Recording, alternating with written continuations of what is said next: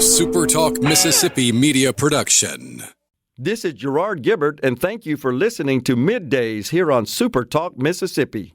MidDays with Gerard Gibert is on the air. MidDays with Gerard Gibert is powered by C-Spire. Power your home or business with C-Spire Fiber. To learn more, visit supertalk.fm/C-Spire. C-Spire Fiber powers SuperTalk Mississippi.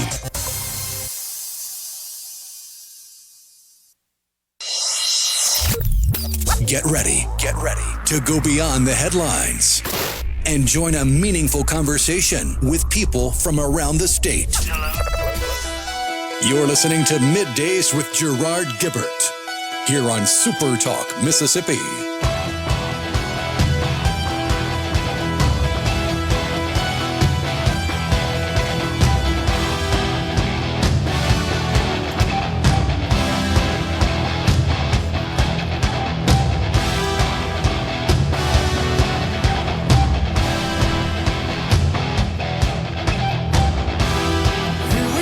Good morning, everyone, and welcome to Midday SuperTalk Mississippi. I'm your host, Gerard Gibert, along with Will East in the Element Wealth Studio, guiding you through the middle of your day with facts, fodder, and fine music. Morning there, Will. Good morning, Gerard. What's happening, man? It is another day in paradise, getting ready for football, high school football, college football. Some teams started last week, but most of them get started this Friday night, the high school ranks. And then, of course, we got college football starting on Saturday, NFL football right around the corner. And then next thing you know, it'll be Christmas time. It just rolls on through, doesn't it? It is sort of shocking to comprehend, I guess, or attempt to comprehend that it's football season.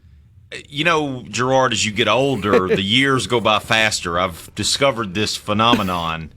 But this year, I promise you, I mean, I feel like I'm still putting 2024 on things. In fact, I did it today. It's just like, where has it gone? And once football starts, you're right. It's gone. So wait till you get my age, as the saying goes. You're so right. The time certainly does fly. I enjoyed an event at the Governor's Mansion last evening, hosted by the Hinds County Republican Club. Enjoyed remarks from Gregory Austin. He's in charge of that group. Did a great job of organizing the event. Well attended. And remarks delivered by GOP Chairman Mike Hurst. And they were spot on, Will, and here's why. He said, a lot of people say we should write off Hinds County and forget about it. It's mostly populated by Democrats, of course, but Mike said, no, we're here to make a stand, take a stand, and make our case, make our point. And, of course, we should also recognize that a Senate seat in the state Senate is up for grabs now because the individual who occupied that seat is now the mayor of Jackson, former Senator John Horn. Mm-hmm. So there are a number of candidates vying for that seat. No primary, just an all-in sort of deal here. And so the GOP chairman, Mike Hurst, I think was spot on with his remarks. Great job by him as always. And shout out to Gregory Austin for organizing what was a fabulous event there at the Governor's Mansion. Saw so many good friends. And, of course, always run into people that haven't met before. That's the nature of this line of work. Hey, listen to you all the time. Appreciate that. Yeah. So, good stuff going on, no doubt, there in Hinds County, the largest county in the state. Of course, it the host of Mississippi's capital city. I'm optimistic that the recently elected mayor of Jackson, John Horn, he's off to the races, man. He's wasting no time to right the ship there, shall we say, in Hinds County. And, of course, it's always a good feeling, Will, when you enter Jackson and you see the Capitol Police vehicles. You've seen them, and they're with much more regularity than you will, honestly, the City of Jackson Police. It's grossly understaffed, and it's not because they hadn't tried to hire a bunch of people, but they're about at half of what they should be, roughly. Yeah. But the program that was created by the legislature in terms of law enforcement across the city, which now involves an expanded situation with the Capitol Police, I think has been good for the city, for sure. Yep, and you got a sheriff who knows what he's doing, and Tyree Jones, who was here last week. Talked to him for a bit. So, finally turning it around. And because of all this, the murder rate has been down in Jackson, which was notorious for, especially in the years after COVID. I guess 2020, 2021, it got horrible. And you had Gavin Newsom yesterday calling out Mississippi. I saw that. Saying that Mississippi has a higher murder rate than Los Angeles. Okay. Which I don't know what that... Yeah, I hadn't done the research on that. Yeah, who knows if the numbers are right. Here's what I would say. Who cares? It's like, when the left, in particular at the congressional level, when they're always constantly pointing to other countries and the systems that they have employed and the policies that they have adopted, or if you're bragging, as Joe Biden did, about our economy relative to that in the other countries, we should not establish the other countries as our standard for our economy here, nor, in my view, should any state or city or jurisdiction, it shouldn't establish that on the basis of what's happening elsewhere. It ought to be based on, what's the standard of excellence? That ought to be our aspirational goal. Not, we just want to be as good as the worst. Who cares about that? That's crazy. Here's what Governor Newsom of California, his press office put out, I guess it was day before yesterday. Facts you won't see on Fox News. Mississippi's murder rate is 266% higher than California's. And Governor Reeves responded, yes, Gavin Newsom, we also have radical Democrat politicians running cities poorly in the South. Fortunately, in Jackson, the voters are smarter than you think. They threw the self-proclaimed radical progressive out. He received less than 20% of the vote in his own primary. We also deployed about 200 police officers with Capitol Police from the state in the city of Jackson, helping Jackson police deter crimes, solve a backlog of cases, and put the criminals in jail. The crime rate is dropping rapidly because enforcement works. I like your style, though. Maybe the president will give you a job. And then he did a screenshot from the Clarion Ledger. It was a headline that Jackson murders declined by nearly 45% amid varying JPD Capitol Police homicide. There you go. I think so. 45% down. The action by the legislature to essentially combine the law enforcement efforts of the Capitol Police, the City of Jackson, Sheriff's Department, has paid dividends there in reducing crime. Are we satisfied with that? No. We got work to do. So along those lines, Will, I subscribe to Stephen Moore's newsletter. It's called Unleash Prosperity. Stephen Moore, of course, is a regular on the business networks. He's an economist. He worked in the first Trump administration on the Council of Economic Advisors, the CEA.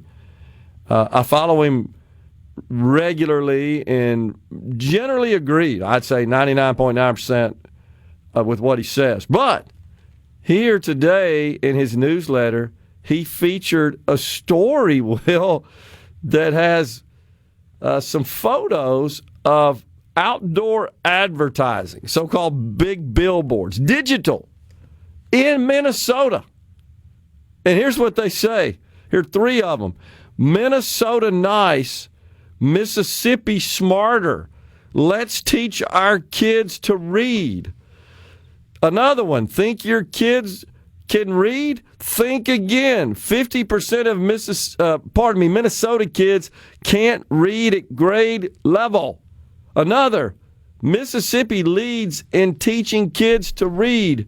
No more excuses, mn.com. So this is an activist group that's trying to get some educational reforms implemented in Minnesota. So who'd have thought that? They're literally using Mississippi as a standard to measure Minnesota, which is a fairly affluent and, of course, deep blue state. In fact, that's where the vice presidential candidate is the governor, right? Tim Walz. Mm-hmm. So isn't he something? He was on the stage at some event talking about, it must be really easy to be a Republican. You just get up every day and put that stupid freaking MAGA hat on. Like, okay, dude, that's essentially your perspective, your perception of Republicans. Of course, nothing about policy. Dude, your state is failing. You're a miserable failure as well. Look in the dang mirror. It's just unbelievable. But this got national attention. These billboards, and this is real. This is a photo of them from ground level, flashing around the landscape of the state of Minnesota. And they're doing the DNC Summer Convention. I think in that's Minnesota. Right, in Minnesota. And, of course, guess what they opened with? What's that? Their land acknowledgement. Apologizing for the land, of course. So dumb. Wake up, people. Or don't. Just keep doing that because you're losing. We're coming right back in the Element Wealth studio. Stay with us.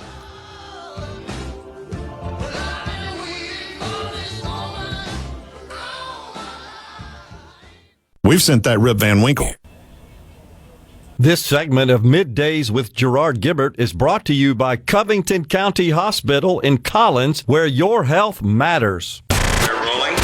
Middays with Gerard Gibert. What? This is so Awesome. On SuperTalk Mississippi.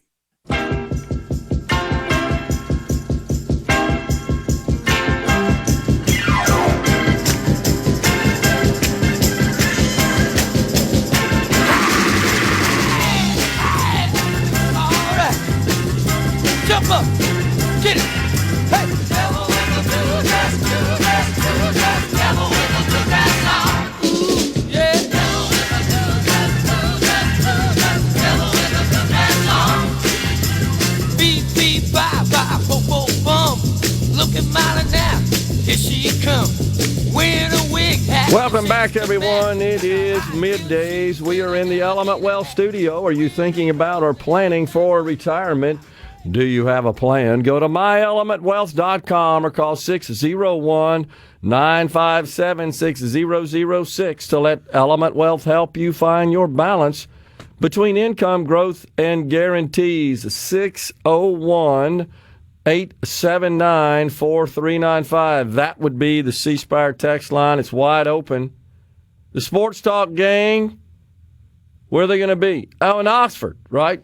At the College Corner. Off Sisk Avenue. That's this coming Thursday. That's in the Oxford Commons. Really nice area, nice development. Get all your game day gear for the kickoff of the college football season, plus great deals throughout the store. Your home for all the Rebel gear is at College Corner in Oxford. Of course, the Rebels will be playing a little football there on Saturday. Getting it all kicked off, right? It's here, man. Labor Day weekend, yeah. So, speaking of Element Wealth, let's talk about your money for a second. The Dow down 36 points at this moment. The NASDAQ conversely up 39. Not a great deal of movement. The 10-year Treasury edging ever so slightly upward to 4.2. The funny money, 110,000 up 191. Oil's just Will's hanging around as I thought, honestly. Not that I had any special wisdom there. I just felt like we're kind of stuck in this $64 to $66, $63.57 today range, and we're going to hang in there for quite some time. It just feels like. Yeah. But lots of controversy about the nation's debt and deficit, and the Committee for a Responsible Budget has provided some analysis that I thought was quite interesting with respect to the trajectory that we are on, and that is that it would take roughly $7.5 trillion of deficit reduction over the next decade to bring the deficit down to 3% of GDP by 2035, and $9 trillion to hold debt to 100% of GDP. So that's interesting that we're on this trajectory that doesn't seem to be shifting in a positive direction with another month remaining in the fiscal year. Honestly, for all practical purposes, we're finished with the month of August. So the fiscal year for the federal government ends September 30th. It looks like we're on a trajectory to generate $1.9 to $2 trillion deficit. And, of course, that just gets lapped on to our $37 trillion of debt. I just don't see any path based on current policy to reduce that trajectory. I think we're set for $2 trillion deficits as far as the eye can see. Now, the president and the administration, I think, rightfully indicate revenues will rise as a result of their policies, which should be economically stimulative. And, of course, if revenues are going to rise, that means more corporate income taxes are being paid because corporations are producing more profit. And also, folks are earning more taxable income, and they're sending more to the federal government, even after making the Trump tax cuts permanent. But right now, we're at a situation where the debt is about 115% of the GDP, and this really comes down to how you measure that, and there are a couple of different ways. If you consider all debt, including that which is owed by the Treasury to other government agencies, known as intragovernmental debt, as opposed to debt held by the public meaning foreign nations, financial institutions, individual investors, etc. So everybody that owns Treasury debt, and then you got that which is just entries on the books of the government agencies where they owe each other. So when you look at the ratio, the bottom line is we got $37 trillion of total debt, and our total GDP, which, by the way, keep in mind, GDP includes government spending, so that total rounds out at about $30 trillion. So you can do the math there. That means our GDP is 120% of the total. Now, if you adjusted that to take out the governmental aspect of it, it comes in at about 100%. But it's scheduled to get to 120 even on an adjusted basis in 2035, in a short 10 years. So getting down to a 3% deficit target, man, that would be substantial. What does that mean? You got $7 trillion of spending. That means the deficit would be reduced to about 220 billion. Well, that's 10% of what it is today at $2 trillion. You got to be careful with the billions and the trillions, honestly. But that's been my mistake all these years, Gerard. I've always mixed up my trillions and my billions.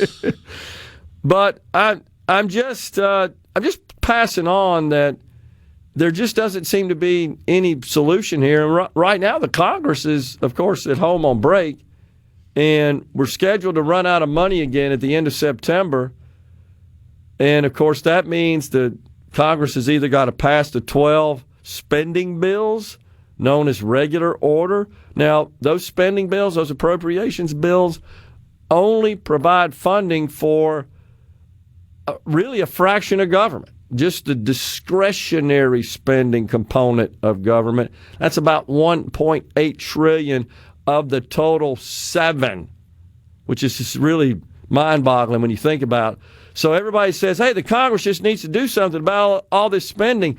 They really only address what amounts to about 25% of it on an annual basis, right? The rest of it's on autopilot as part of statute. Social Security, Medicare, Medicaid, SNAP, TRICARE, interest, a plethora of other statutory programs. Those don't get touched. Congress does nothing. They just continue to roll until they change law. And the problem is changing law requires 60 votes in the Senate. That means you'd have to peel off 7 Democrats, assuming you got all 53 Republicans, to support any sort of legislation that would reform those programs. Not likely. So at this point, we're relying on the Congress to do something about, or at least to fund the discretionary component of government spending, either through regular order, hopefully the 12 appropriations bills. That just really means that bills are drafted on how money's going to be spent. They get to the floor, there's robust debate, there's amendments offered, et cetera, and we end up with, boom, here are the bills, they get sent to the Senate. And then the Senate, by the way, has to pass them with 60 votes. The Democrats would have to agree over there.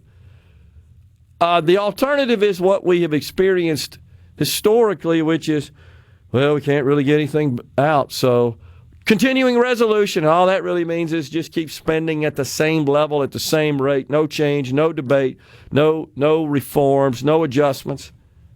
So we'll see what happens. But they got a month. Now, you may have seen this, Will. Marjorie Taylor Greene is talking about exiting the Republican Party. Says she is still supports the president, but she's not happy about the Republican Party and its direction. And specifically, she is pointing to this process, or the lack thereof this process, right? That we're not really observing regular order, and she's not very happy about that. She wants to see appropriations, funding of the government, adhere to that process. I'm with her, honestly. I believe that is the case as well. And that would be in the best interest of the country. I don't know that exiting the party necessarily is the solution for that, because you're not going to have any influence, any stroke if you do that. But yeah, this is fairly new, in that she is proclaiming her discontent with the party and says I might have to find another one. We're coming right back in the Element Wealth Studios. Stay with us.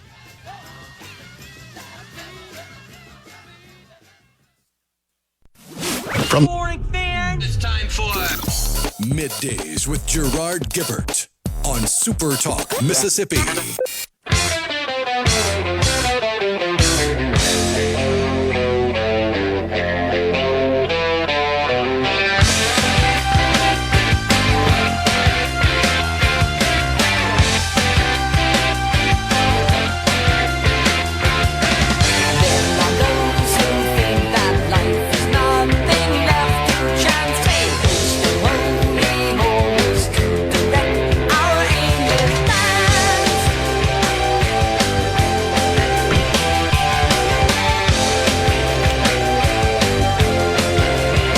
I just want to clarify something, Will, before we move on, that I apologize if I made it confusing. So, deficit, the trajectory to get the deficit down to 3% of GDP. So not the debt, but the deficit. The deficit, of course, the difference between what the government takes in, what it pays out. So at $2 trillion with a $30 trillion GDP. You can do the math there. We're at, 6.5%. So what the Committee for a Responsible Budget is saying is to basically cut that in half to get that to 3% of GDP. Now, keep in mind, GDP, that's just the sum of all goods and services produced. An investment. That continues to rise. So I give you an example. When Trump took office in 2017, his first term, GDP was about 19, and now GDP is 30. So our GDP, our economy continues to grow, and so it continues to rise, but so is our deficit. So what these guys are saying is, as GDP continues to rise, if we want to reduce the percentage that the deficit is of GDP, we need to cut $7.5 trillion out of our deficit over the next 10 years. That's $750 billion a year. That's a lot. I'm not talking about passing a little $9 billion Doge bill here that we just did. And I applaud that. But, guys, that's just trimming around the edges at best. We need $750 just to get the deficit down to $1.3 trillion. That's a lot. So, for perspective, the Medicaid program is $610 billion. You could eliminate the entire Medicaid program at the federal level, and that still wouldn't be enough to get it down to 3% of GDP. That's how monumental this problem is. So every time I see all these candidates and all these politicians talk about, we got to rein in the spending and be fiscally responsible, my natural question always is, okay, specifically what? What $2 trillion are you going to cut? Be specific here. I don't mean, we're going to cut this and cut that. Okay, now it needs to add up to $2 trillion to balance the budget. Not a little here. And I'm all for that. Don't get me wrong, but if you're serious about balancing the budget, and why is this percent of GDP important, Will? It's because that's what the ratings companies look at in terms of the financial stability of the nation. And it's no different than here in the state. The state's debt relative to GDP, the state's debt relative to our spending, and so forth. All of that figures in, and why is that important? Because that dictates bond rates. Why is that important? That dictates your mortgage rates. The president, of course, wants the Fed to cut. And part of the problems and the challenges the Fed has in cutting the interest rate is that, we keep spending more than we have. And that's, generally speaking, inflationary. Forget the tariffs. Just we have to go borrow money to make ends meet, and that, generally speaking, spikes inflation, and that's why there's some concerns there. But nonetheless, just a little math. Now, something that's going on here at home that I know has been talked about on both of our morning statewide shows is property taxes. Yes. Man, if there's a tax that is most loathed, held in the deepest contempt by taxpayers, it's them blasted property taxes, right? Well, let me give you a little background there, Gerard. Friday, past Friday, I was filling in for Lance here in the producer's booth. It was me and Dave Hughes, and it was about 6:30 in the morning, okay? Yeah. Early, all right? Most people, I think, in my brain, haven't even woken up yet, maybe. Or if they have woken up, they're certainly not in their cars or listening. That's what, in my brain I'm thinking. I'm just talking, it's just me and Dave talking, but we got the microphones on. Yeah. And he starts talking about these property taxes, and Dan Eubanks, the state representative from DeSoto County, and the blog post that he had written about property taxes. He did a great job explaining going up. that, by the way, yeah. Let me tell you something, Gerard. That text line went crazy with people saying, what? I haven't heard anything about this. And then other people saying, yeah, I heard about it. It's been coming down the pipeline for a little while now. I had some state senator, state representative text in saying, hey, I've heard rumblings about this, but what's going on? Yeah. So Representative Dan Eubanks, by the way, shameless plug here, is a member of the House Band. Practice next Wednesday, by the way. Looking forward to that. So he did. DeSoto County seems to be ground zero for this. I don't know if this is true or not, but it's my understanding that they're behind on reassessing the county property values. So according to state law, tax assessors are required to appraise real property at, quote, true value and perform physical inspections at least once every 4 years. Okay, so this past July, just last month, the Department of Revenue said, hey, you county tax assessors, you need to update your property values. Get them current. And so that, generally speaking, is going to result in an increase in your property value because property values have gone up, a combination of inflation, the COVID madness that I think since then has sent property values skyward. You know this, the average price of a home in this country now, $400,000, considered unaffordable by many. I mean, it's borderline crisis, housing crisis in the country. Have priced many people out of the market. Well, so that's a result of property values going up, and based on the market. And so what the tax assessors are supposed to do is adjust on their rolls the value of all the property in their purview in the county to current market levels. Well, that require appraisals, and they have different methodologies they use to do that. So property values go up without any action on the part of the supervisors or the school districts or the cities, the three entities that receive revenue from property taxes and control what's called the millage, which is just the rate. Won't get into the math details on that, but that's how it's referenced in ad valorem taxes, which are property taxes, asset taxes. So the rate can stay the same, but the amount goes up. It's like your income taxes. The rates hadn't gone up, but your income's gone up. You're paying more income taxes. Mm-hmm. Same thing here. Your property values go up. The rate stays the same. Your property taxes go up. And so this reassessment could cause that. Now, some have already, I think it's Hernando, if I'm not mistaken, right? It was Hernando. The city of Hernando has already reduced the millage. To offset the increase in property values. Now, we need to point out that most of your property taxes are sent to school districts. So the city portion of that is the smallest of the three.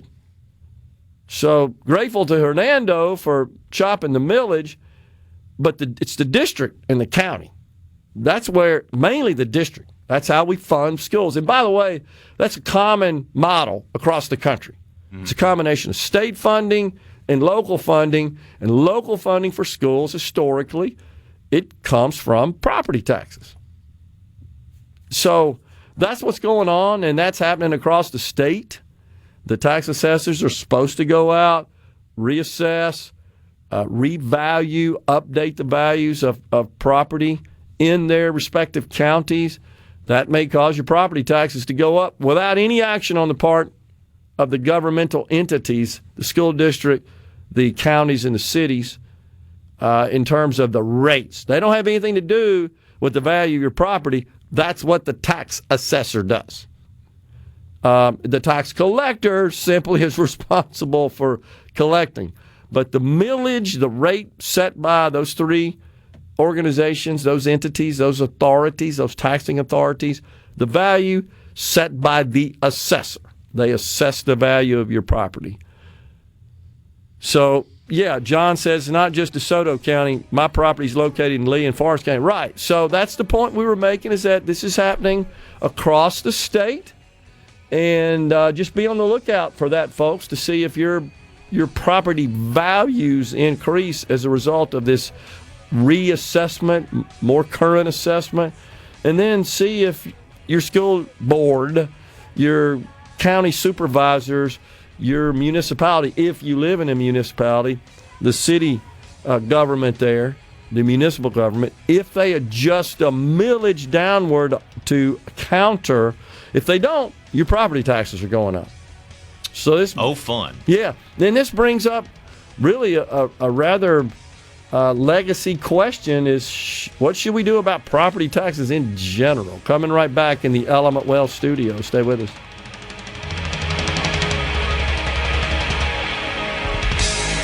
We've sent that Rip Van Winkle. Come on. Middays with Gerard Gibert All right, we are back. on SuperTalk Mississippi.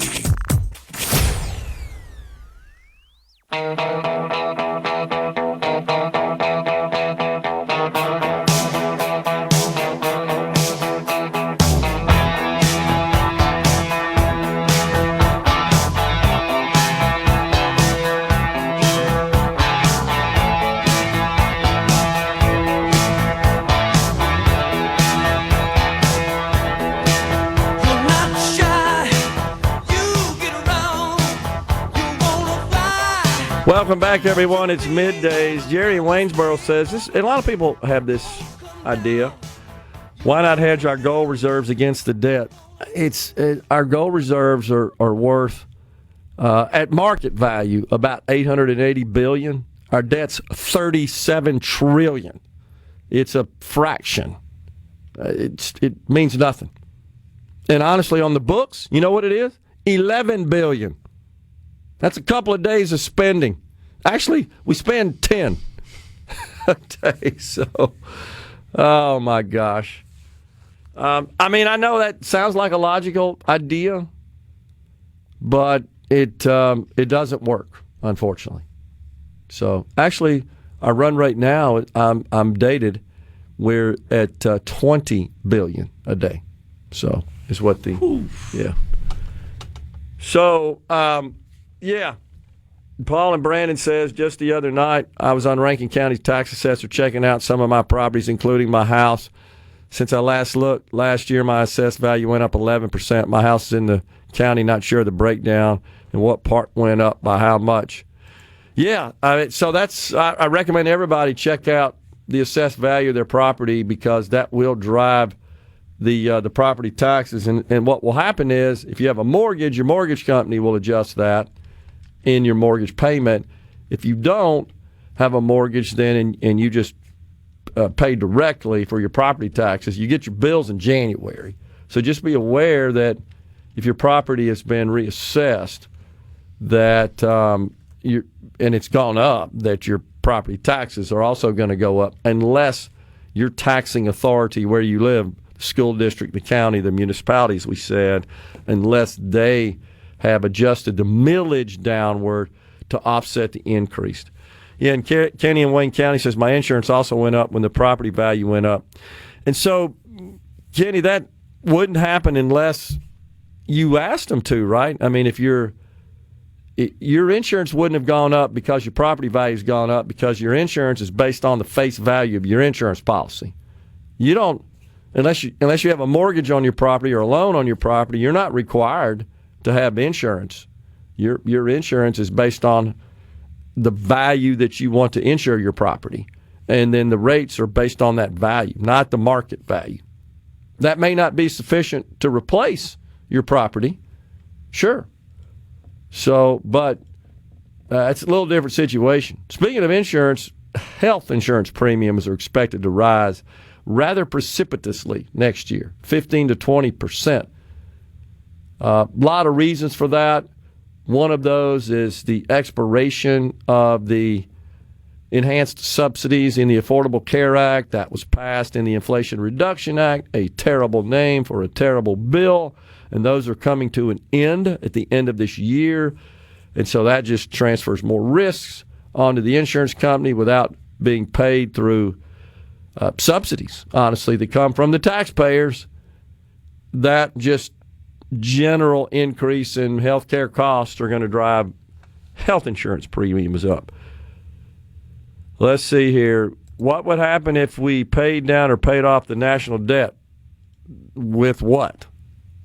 We don't have any money. We'd have to go borrow money to pay down the debt, which just adds to the debt. The fundamental problem is we need to produce more revenue or cut spending to get to a point, just like your household finances. You got money coming in, money going out. If you have debt, maybe you're paying on it because you're required to, because you have obligations. But if you keep adding to it, you're just treading water. And that's what we're doing here. We're paying our debt off every day. We're redeeming the United States. We're redeeming those Treasury securities, but we keep having to sell more. When you hear about the Treasury auctions, that's what they're talking about. The federal government is selling debt to fund operations. So we take in money from investors that buy our debt, and it goes out the other door immediately to pay for all the government spending. It's a conundrum, man. I think balance the budget just means government doesn't spend more than it takes in. What positive things would happen if we did balance the budget? Wow. It'd be incredible. So what we'd see is virtually an end to inflation, and inflation moderated down at a very, very low level. To a low level is what we'd see. Markets would go crazy. Business formation, business expansion would also ensue, way more than what we're seeing today. So right now, every time the government goes out and borrows money, think of it this way, it's crowding out the private sector for capital when it's doing that. So more capital would be available for business startup, formation, and expansion and growth and wages and innovation, all the good things that come from economic growth. But right now, government's sucking all that money out of the economy, tacking onto our debt. And it costs us a lot of money to fund that debt. So we're stepping aside for a break. It's Fox News, SuperTalk News. Coming up in the next hour, it's Jace Wilson, founder and CEO of Ready.net. He's going to talk about the need for resiliency in our broadband infrastructure.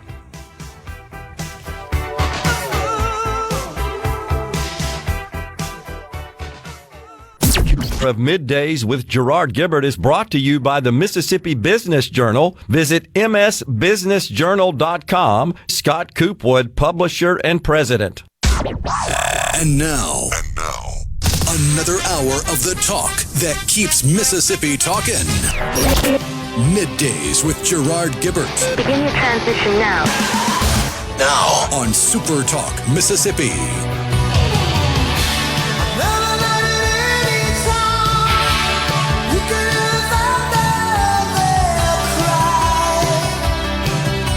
Welcome back, everyone. It's hour 2 of Middays. We're coming at you live from the Element Wealth Studio.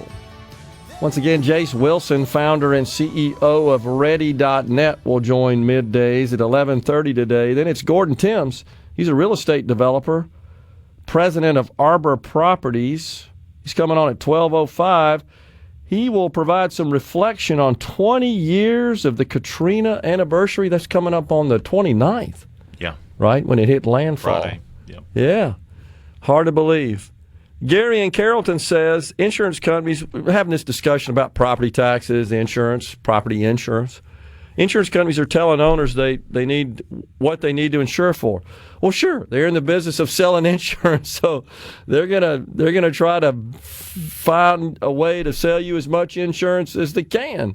I get that. The only point I'm making, Gary, is that you're only required to insure your property, your assets at a certain level from third parties. And here's what I mean by that. Let's say you own your house outright. You don't have a mortgage. You don't have to have insurance. There's no law in the state of Mississippi, or I'm not aware of any law in the country that says, yeah, you got to insure that. Now, if you have a mortgage, your mortgage lender is going to say, you got to insure your property. Yeah. Okay. Now, if you put down 20%, if you have 20% equity in your home, you don't have to escrow it. You don't have to include it in your mortgage payment. You can pay it directly. So that's another little nuance. If you're in business, bottom line is if you don't have insurance, all kinds of liability insurance, a lot of customers aren't going to do business with you. Banks aren't going to do business with you. So it's third parties. That's the point I'm making.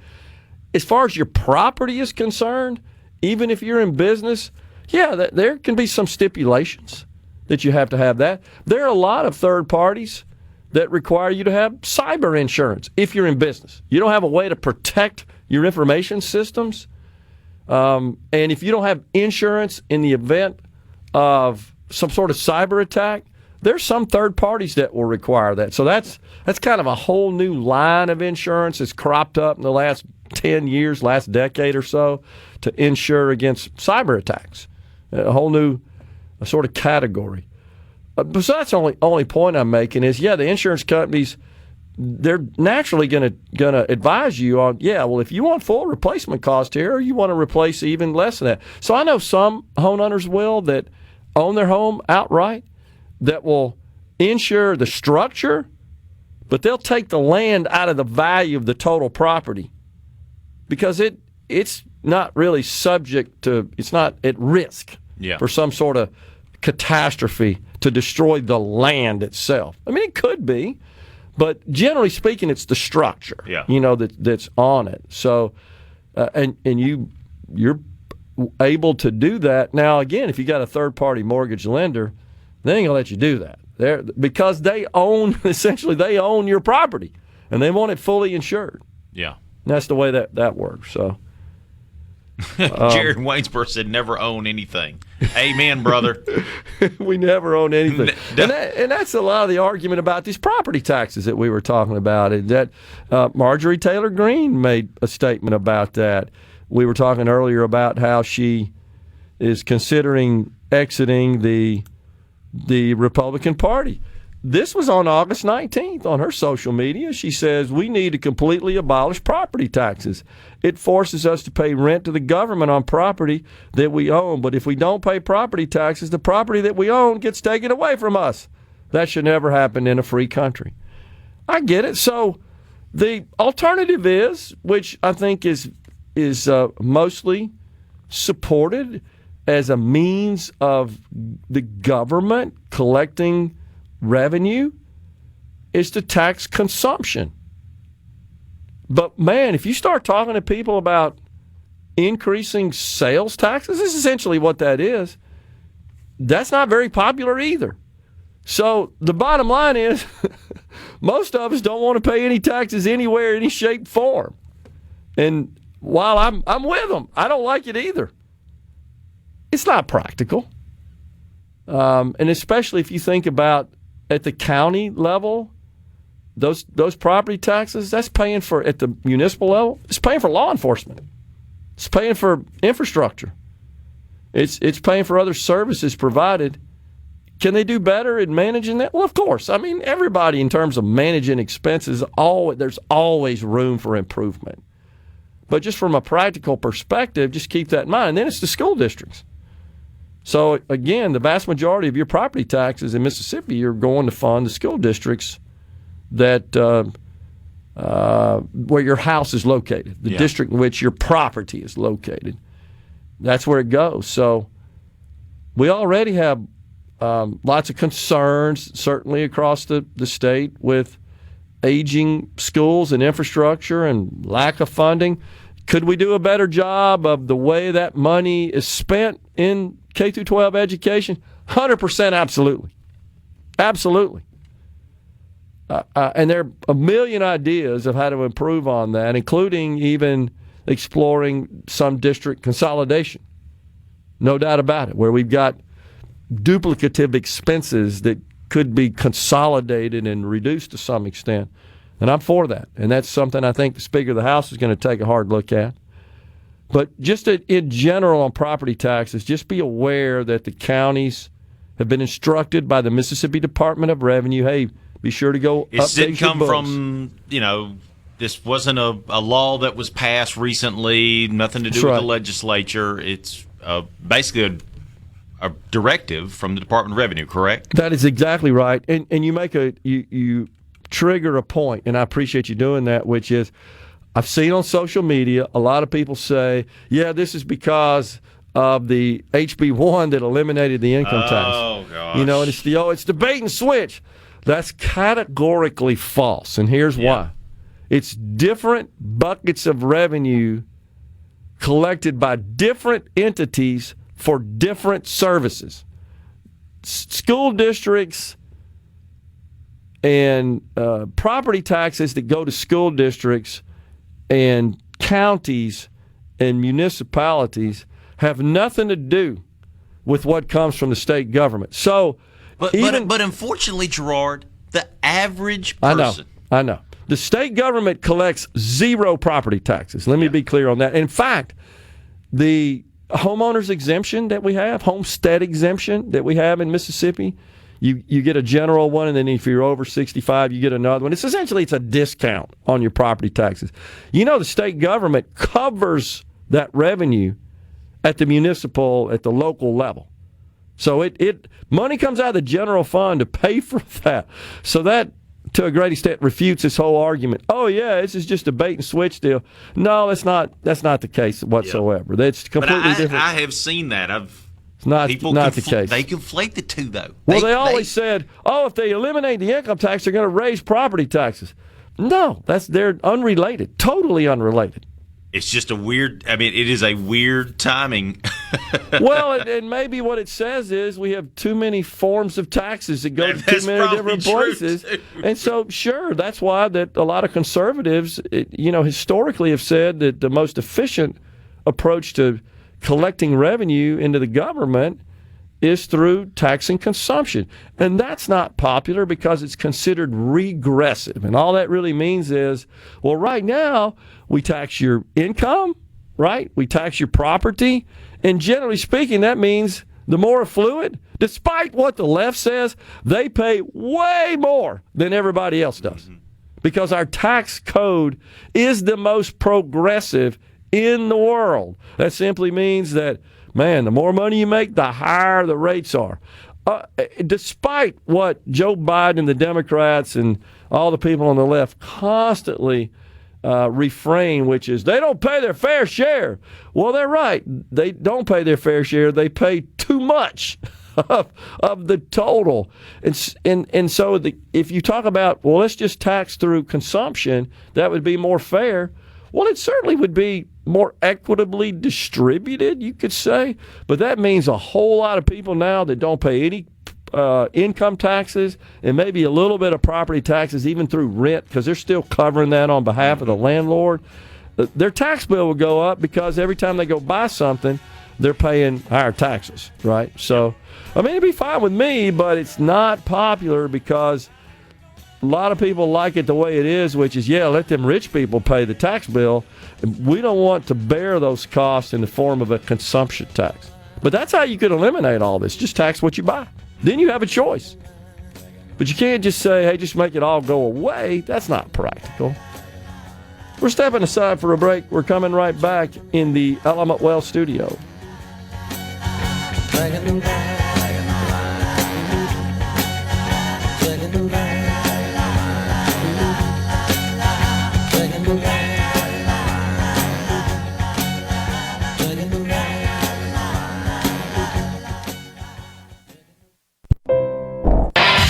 And now, the talk that keeps Mississippi talking. Now, on to the real part. Dynamite! On SuperTalk Mississippi.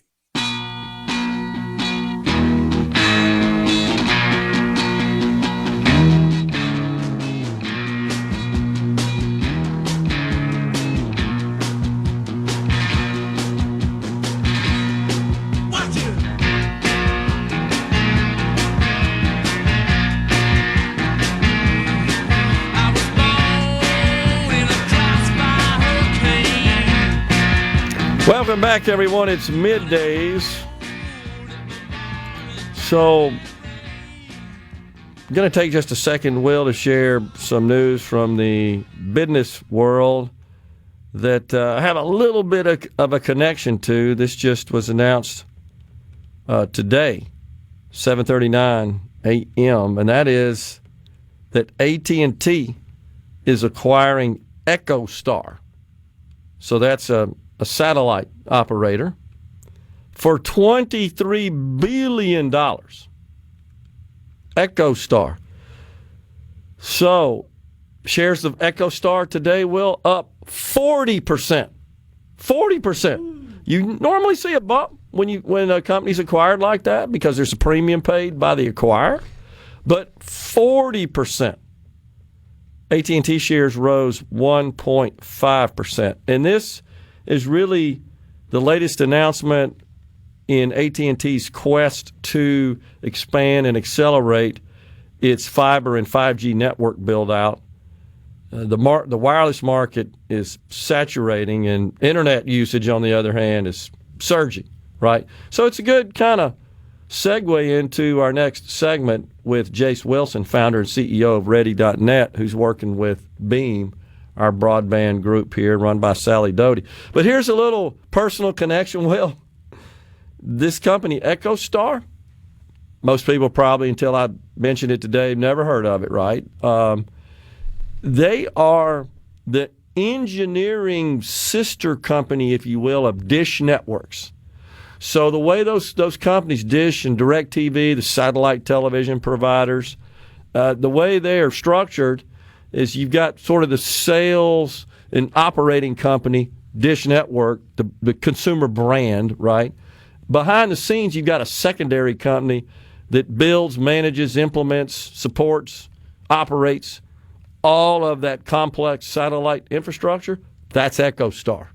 Okay, so many years ago, I think I've shared that my company, through vision of my fabulous CTO and Chief Technology Officer, who recommended, I know this is crazy, back in 1999, that we invest in the data center business. But before the cloud services had even been invented, there was no such thing.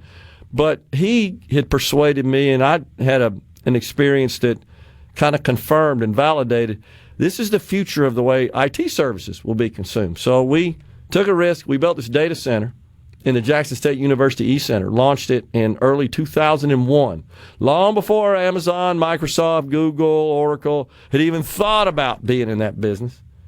Well, a couple of years later, I get a call. This is so crazy. From the chief technology officer, actually the chief engineer at EchoStar, and he explains to me that they were looking for a data center to house a lot of their gear to service 11 states on behalf of Dish Networks, pardon me. And what they were looking to do, you may remember this, when you could include in your satellite television service the local channels, because before technology existed, remember that was a big deal. Wow, I can get my local channels now instead of having to have cable for that or off air to pick up the local channels. When they figured out a way to do that, which was a technical accomplishment, they had to have what they call terrestrial centers. I kid you not, that's what they called it.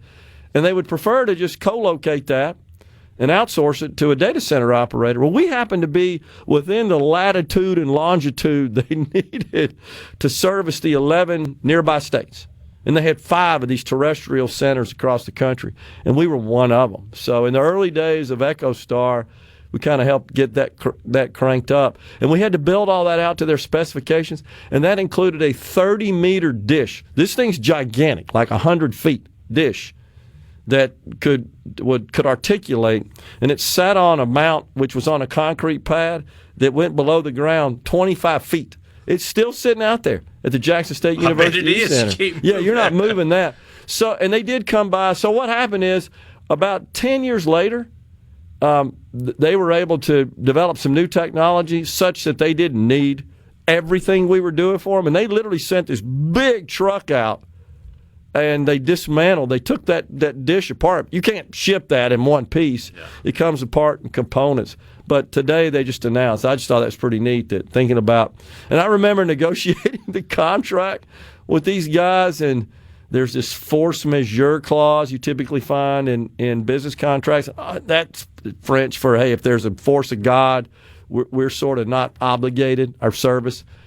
And they wanted to include in there spacecraft failure. And that basically said, hey, if we lose communications with our 2 satellites, we don't want to keep paying you because it's of no good to us, right? And I said, well, how much do you have invested? And they said, in those satellites, said $750 million each. Now, that's 20 years ago, right? You can imagine what it is today. And I said, okay, we'll take that risk. They're not going to let that thing tether on its own out there in space. But, yeah, just announced. It's National Dog Day, right? National Dog Day. So Curtis and McCool sent us a great picture of a baby, and I assume that Curtis is related to this child somehow. Grandson. Okay, I didn't see that. I see it now. Thank you. And what's the name of the dog there?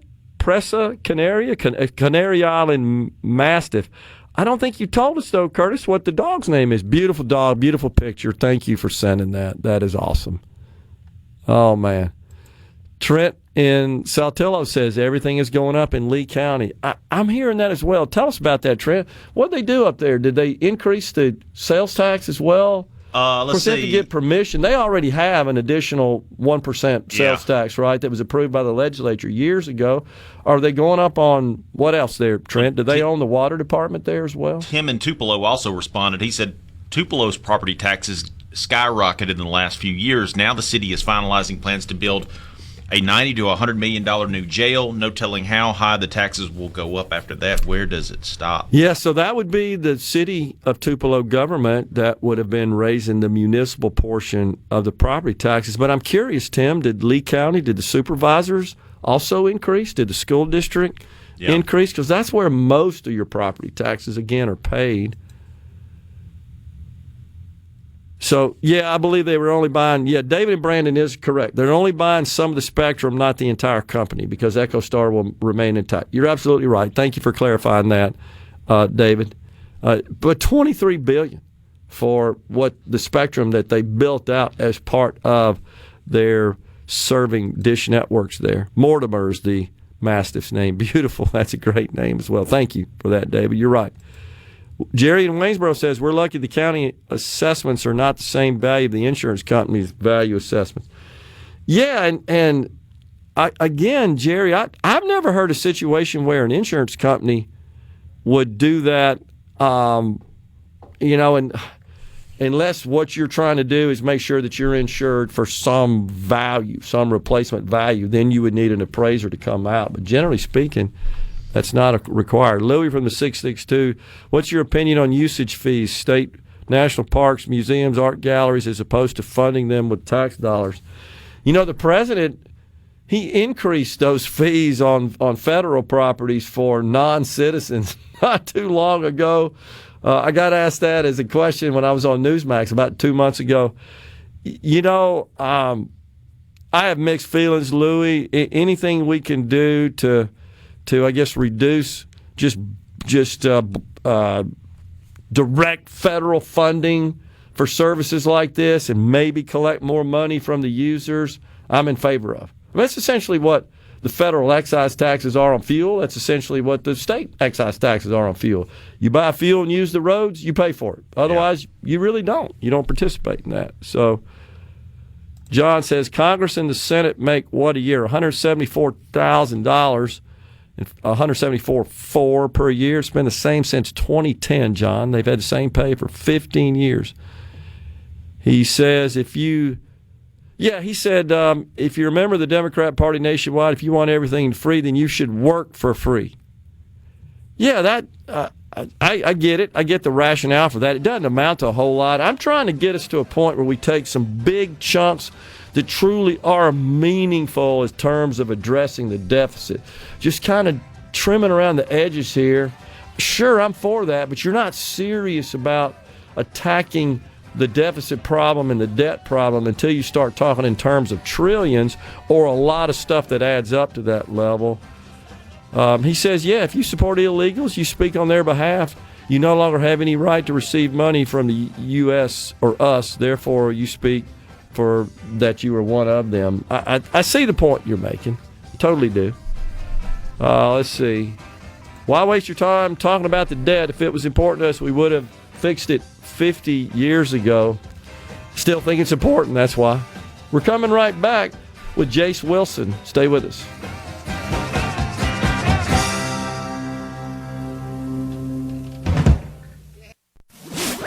Middays with Gerard Gibert. It is on SuperTalk Mississippi.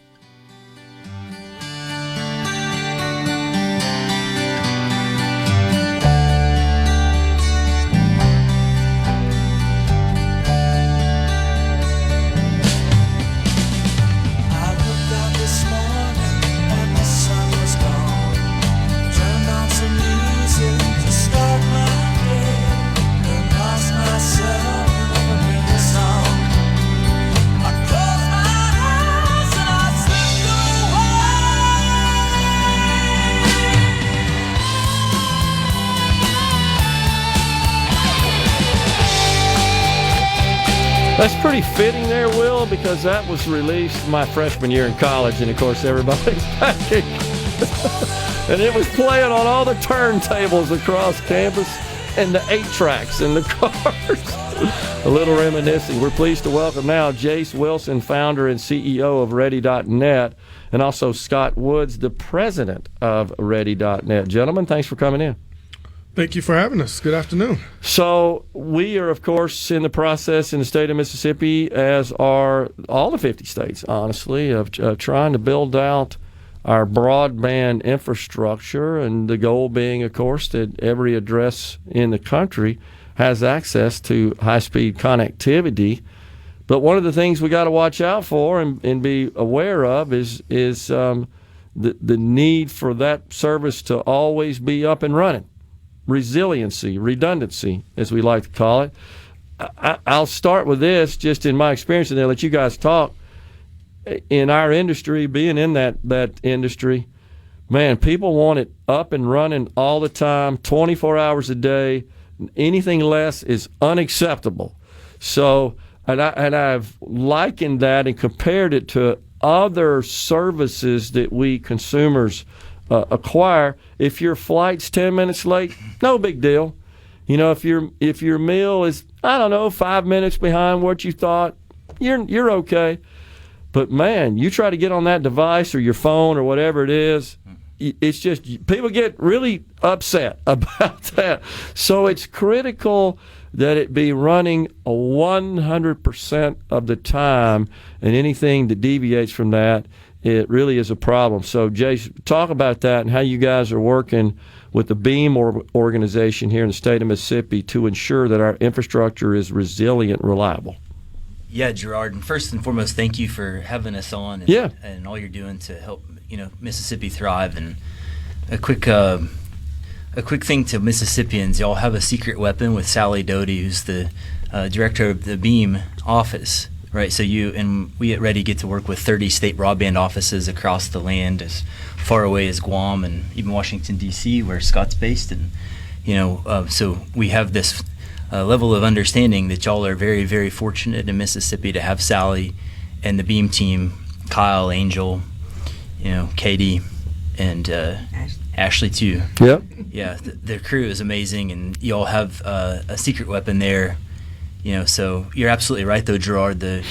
It's become mission critical, right? There's a new utility infrastructure on which a whole of our civilization now wholly depends. And you touched on a key pain point of when the device isn't working. And the thing that you have to think about in Mississippi is the scenario in which those devices don't work for days. And it's no longer just the personal devices, but also things like precision agriculture, which Mississippi is a leader in. But those fundamentally require a broadband connection and energy connection that works in blue skies and in gray. So, got to be up all the time, right, Scott? Got to be up all the time. Absolutely. And one of the most important things I think we've learned in this process, particularly when it comes to the internet exchange points, is Mississippi doesn't have any. We don't have an IXP here. We do not have an IXP. I know it well. So all of your traffic, all of your internet traffic flows through somewhere else, Atlanta, Miami. So let's explain that to the folks that they've never heard the term IXP and what an internet exchange point means. I'll let you take that. Yeah. I'll put it really simple for you. It is where all the computers talk to each other. Yeah. Right. Where they all come together. Kind of like an airport, so to speak. Just like an airport. Yeah. Yep. All these hubs. Yeah. Right. Right.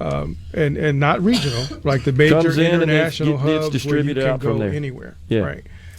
And one of the things that we've noticed, and Mississippi's not alone. There are several other states that don't have an internet exchange point. So what that means is you're reliant on other locales, other primarily major metropolitan cities and areas where your traffic comes in and comes out of. And so in a resilient critical infrastructure scenario, whether it's man-made disaster or a targeted disaster, a targeted attack, right? Mississippi is reliant on these other locales being up and operational. And so our goal here is to spread that awareness that resilient critical infrastructure and the need for infrastructure expansion beyond just the basic internet network assets, needs to have a foundation here in Mississippi for Mississippi to thrive in the future. So also, Jace, it's true that the further away an address a consumer is who's connected to the internet from the IXP, there's more risk of downtime, right? Of interruption. Yeah, that's right, Gerard. And to your point, the distance from assets in a network matter, and you're a former data center guy, helped build one of the first data centers in the country, and you saw what happened during the local area network days. And You know about compute and store resources too. Yep. The other legs of the so-called three-legged stool on which network compute infrastructure. Yeah, exactly. Yeah. On And which storage. those digital services must depend, right? So you were building the cloud before the cloud was called the cloud, and now we have AI, and what we're seeing is, Gerard, the places where we're getting the big hyperscaler data centers, and the people that live very close to those have a very bad neighbor on one side, with the energy hog and bandwidth requirements Yep. being sort of soaked up, but they do have the direct access to those compute and store resources, and they do tend to outperform on their the things that we're seeing with AI at the edge for everything from advanced telehealth and healthcare to making sure that those precision agriculture things are working the correct way. The key is, like you said, it's the distance from those assets. So the only real key to the resilient critical infrastructure then is to distribute those types of resources. And so we see an opportunity where Mississippi, if it wanted to, with Sally and the Beam team and everything that everybody in Mississippi is banding together to do to leapfrog a lot of the other parts of the nation. You were building the first data center down here back in, way back in the day. There's the opportunity to go from zero IXPs to not one but 10, and distribute those compute and store resources around the state so that your problem that you described is solved. The folks in Mississippi are all living within 100 miles of one. Well, and also, Scott, we have an abundance of fiber. We're a crossroads, as you know, for a glut, honestly, of dark fiber that's below our feet that crosses east-west from. Originally, it was Atlanta to Dallas, but that's been extended all the way out to L.A. to the west and Jacksonville to the east. And then we got New Orleans up to the lake in Chicago, which I think is one of the reasons that these big data center operators have selected Mississippi to get close to that glut. But so not only is resiliency important when we start provisioning those networks, but this advent, Scott, of edge computing as well makes that even more important, does it not? Yeah, it does. It does. And you talked about a really crucial scenario here is that dark fiber, that those transmission and bandwidth is for data center use. It's not necessarily for last mile, right? Right, for exactly. Our homes and our businesses and it's our like hospitals. the interstate. It's just like the interstate highway. Yeah. It gets data from one point A to one point B, but there are no off-ramps into our communities, right, to our homes and businesses that need it as we expand. But that redundancy is also clear, right? So we need both, middle mile resources and last mile, right? We need more interstate transmission highways, but we also need local exits into the homes and businesses, so that there is ever an event, again, whether it's man-made or quite frankly something that's even more sinister and targeted. That redundancy is important so that you don't have critical failures in networks that puts our communities and our responsiveness at risk. And so that's what we're here to raise awareness of and make sure folks are aware of this. And your issue about this edge computing. So we're all talking about, AI. Well, it's powered by edge computing, edge on the infrastructure, right? Where the power it exists in the data centers, and to be able to do all of this computing and distribution of the data, and then the networking piece is just as important as it is, for Sally and I to be able to communicate on Zoom or any other virtual method, for us to speak on a daily basis. And so that over-reliance, if you will, of where we're headed with technology dictates that we make these investments to ensure we don't have these critical failures as technology continues to expand. So, Jace, you were talking about your work with Sally Doty and the Beam team there.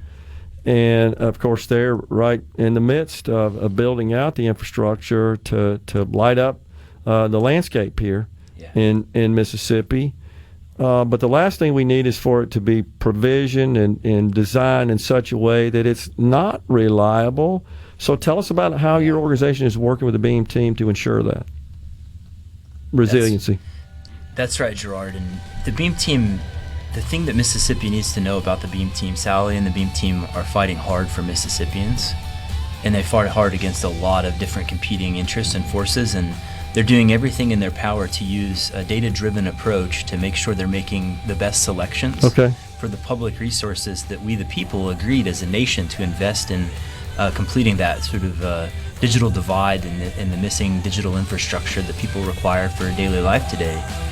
And they are fighting absolutely as best they can with all the tools that they have available to make sure that all Mississippians get some type of access that will work for them, and blue skies are gray. Let's continue the discussion on the other side of the break. Appreciate you guys being here. We're coming right back, folks.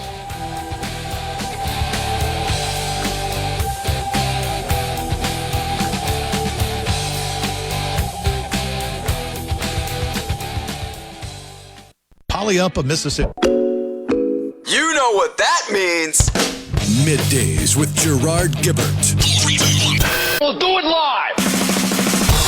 on SuperTalk Mississippi.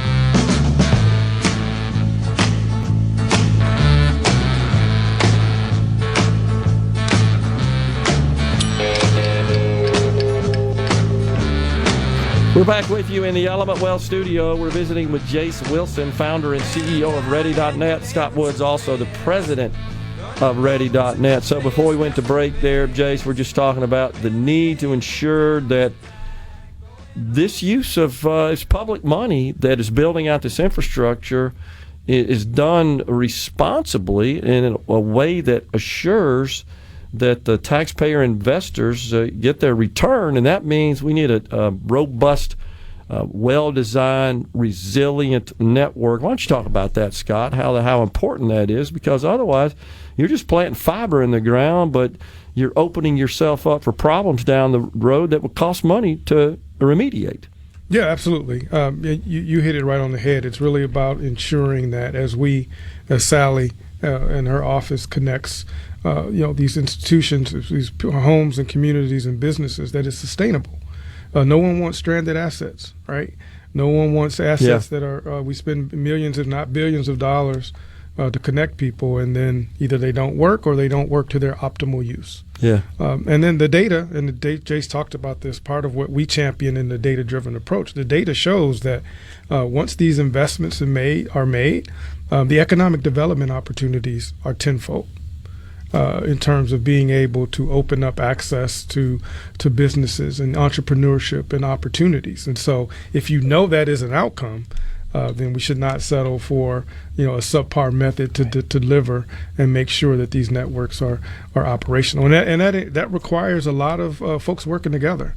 You want to bury where you can, but where you can't, and it goes on poles, you want to make sure those are efficient processes and that they're being tapped to, the knocks, if you will, where they're going. People's homes and businesses are efficient, and we're not tearing up folks' yard. I mean, that's part of the process, but it's done so in a way that's minimally invasive, and that takes a lot of planning and effort. But the last thing, again, I'll go back to my point, is you just don't want stranded assets, right? Because that is a recipe for disaster. Literally and figuratively, right? Death of a community, the credibility of the office, of the use of public funds to ensure that these networks can be built and then expand. So that's what we're here.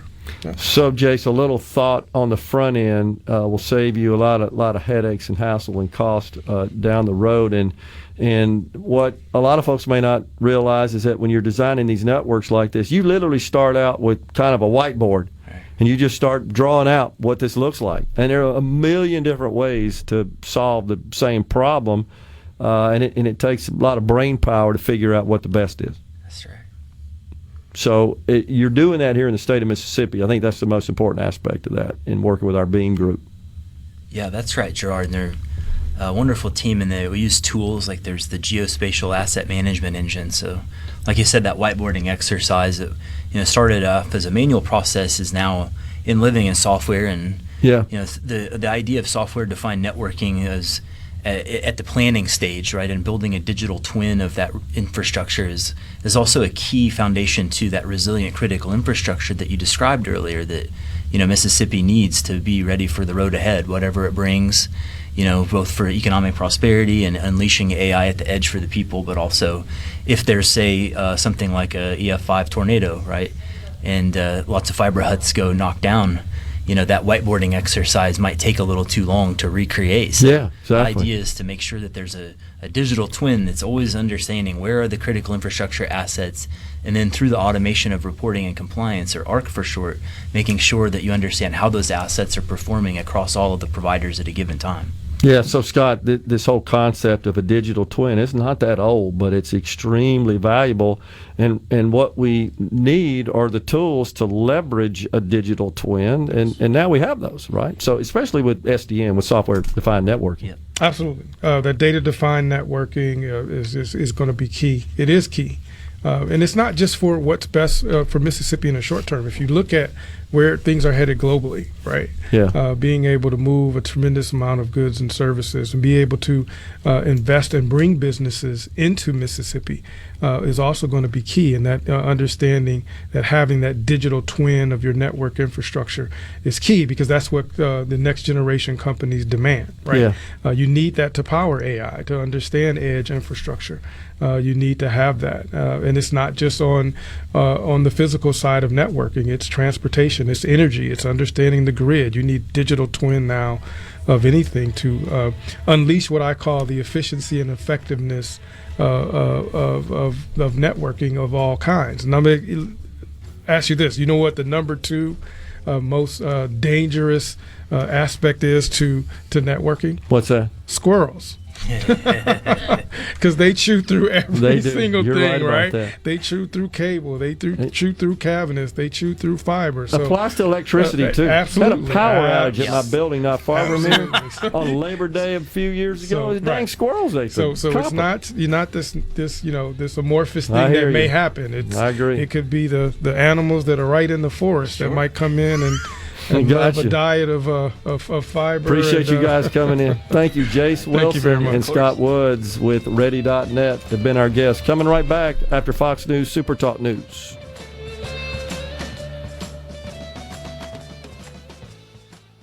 Your home.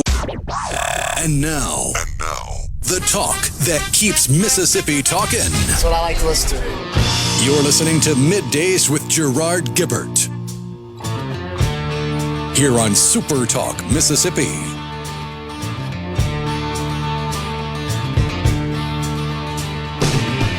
Winter is here again, oh Lord. I've been home. Welcome back, everyone. It's Middays. We are live in the Element Well studio. It's hour 3, the afternoon portion of the program. We're pleased to welcome now Gordon Timms, real estate developer, president of Arbor Properties. Gordon, good to see you, man. Thanks for coming in. Good to see you, Gerard, and thank you for having me back. You bet.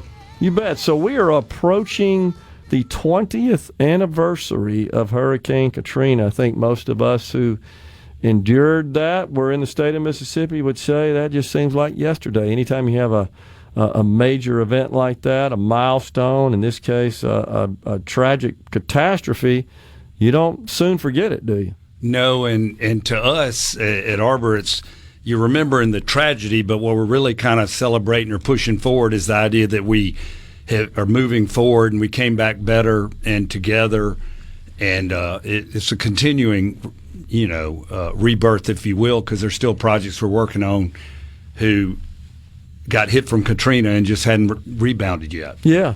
But, I remember going down there a couple of days, I guess, after the storm went through. My wife from her family from Biloxi, just a block off the beach there. Yeah. And the house was level. Fortunately, we got her mom out of the house before that happened. But the devastation was a sight to behold, and you just couldn't imagine, man, how will we ever get this thing returned to some semblance of what it looked like? But I would have to say it's way better than it was, right? It's been rebuilt bigger and better. I would agree with that, and we've certainly, on each paycheck it says keep making it better, but you had to have a vision and some intestinal fortitude, but we're coming back better. Projects we're still working on. Some of them, had a genesis from the Katrina thing, but in each case, I think the properties we've rebuilt are better than they were before the storm. Yeah. And it was really transformative.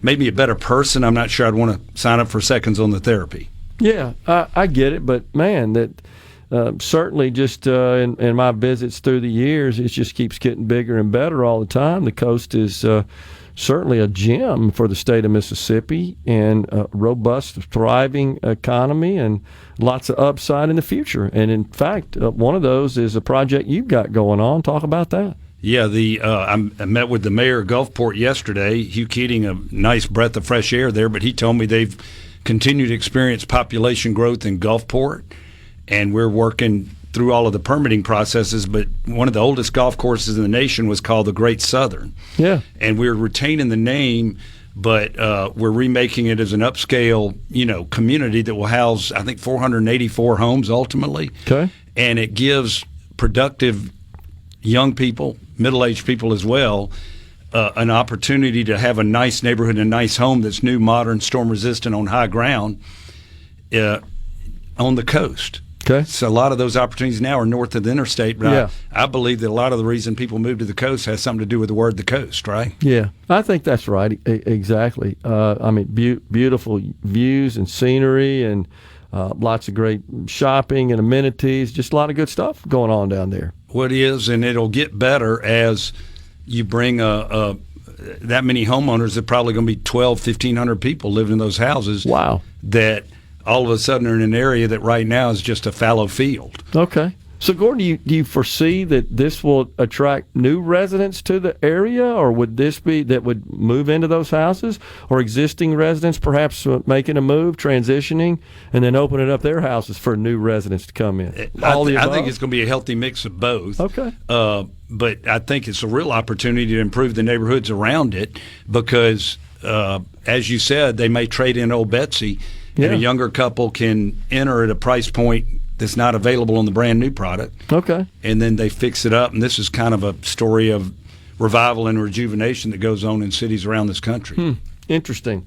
So as far as concerns about being located where you're perhaps in a storm's path, which has been a concern, I think, across the coast of this country, what do you say about that? How do you address that? Well, one of the natural features of the Great Southern, it sits on some of the highest ground on the coast, and I think the houses closest to the water, the existing elevation's about 16 and a half or 17 feet, and the last knowledge I had is you need to be at 21. Well, what that allows you to do is get there with a nice brick skirt and have a very traditional Gulfport Southern style home instead of having to go up on big tall poles and park underneath it, which we think will be attractive, and it gives them the elevation they need. Okay.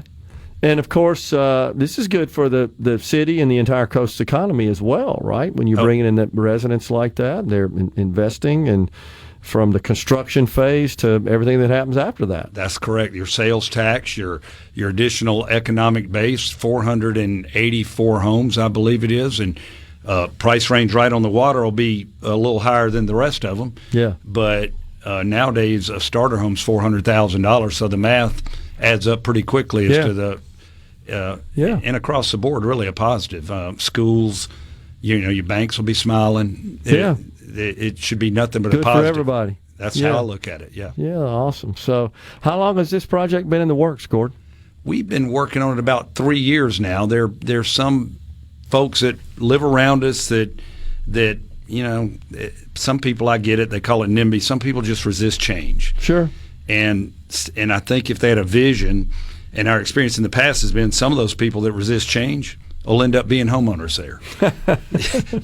but at this stage of it, explaining that to them is, a little tougher. That makes total sense. So, tell us about the HOPE campaign, HOPE. What does that acronym stand for? What's that all the HOPE about? campaign was after Katrina. The place was devastating, and I thought it brought out the best of about 90% of the people, 5% or so said, this is too tough, I can't handle it. And there's a small element, almost criminal, that's 3% just tries to take advantage of it. Yeah. But it stands for helping our people endure. Okay. And we did T-shirts, we had food trucks, we did everything we could. The nice thing about a situation like that, the coast south of the tracks got reduced back to a very primitive level very quickly, like overnight. Okay. There were no banks, no money. We had to I would drive over and order cash on Tuesday and come in $50,000 of cash underneath your floor mat, and I'd never make payroll the same place, but it's kind of like the old railroad, where you'd meet them and had to pay people in cash, Yeah. Got through that without getting mugged. What else are you seeing, you're observing just on the coast in general from a business economic development perspective that's going on? I know this blue economy is absolutely booming down there as well. Yeah, for us, we are in the luxury apartment home and housing business, so we are loving the sound of additional people moving into Gulfport. That's where this project tends to be located, real close to the line between Gulfport and Biloxi. Yeah. But at our apartment communities down there, business is good, and I think that one goes with the other. People are considering, should I move to Gulfport or should I move to Mobile or whatever, young couple. Well, having an attractive neighborhood, having better schools, these sorts of things are your building blocks, in my opinion, to generate that kind of growth. Yeah, I don't think there's any question about that. So, in fact, are you seeing people that perhaps looking to settle in the coast area that are from out of state, that are looking to make Mississippi Gulf Coast their home? I would answer that yes. We see it. Our apartment communities tend to be more luxury, higher-end apartment communities, but you have people coming both with the military, and we have a lot of gray hair in our communities where people are relocating for various reasons. But I think the Great Southern will also be attractive to your productive young couples that maybe have two incomes and they want somewhere nice to live, and it's a lot nicer to live on the coast if you can kind of feel like you're at the coast. Right now, some of those opportunities don't exist, but I think they're coming. Okay. So, no secret, housing affordability has been an issue that has gotten a lot of attention across the country in the private sector and in government. Your take on that, is this a problem? $400,000 is, I think, the median house price in the country these days, right? If your mindset is still a 1960s that everybody gets out young and buys a starter home nowadays is $400,000. Yeah. I think for a huge segment of population, one of my children told me the other day, for our generation, it's like if we could get a house, we might be 40 or 50. Well, to me, your luxury apartment home renting is your new starter home for a lot of those couples. Okay. It affords that access, and they get a lot more for their money. Ultimately, when you segue into the purchase market, there are some very efficient builders there, your DSLD Homes, Meritage, D.R. Horton, these sorts of people are pretty efficient at turning out a house, but there's a lot more than just the sticks and bricks. You want it to be well located, and so that also is going to influence the cost of that. Yeah. Well, that's good, because you got a lot of houses you need to sell, but man, this is just a great shot in the arm for the economy, no doubt. We got a break right now. We'll continue the discussion on the other side of it, right? We got Gordon Timms, real estate developer, president of Arbor Properties, in the Element Wealth Studio.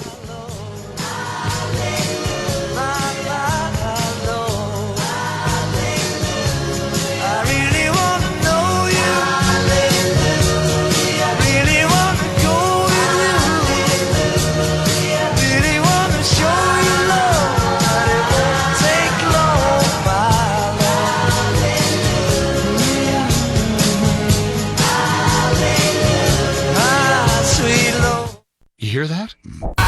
It's so awesome! Middays with Gerard Gibert. Come on, let's get on with the show! On SuperTalk Mississippi.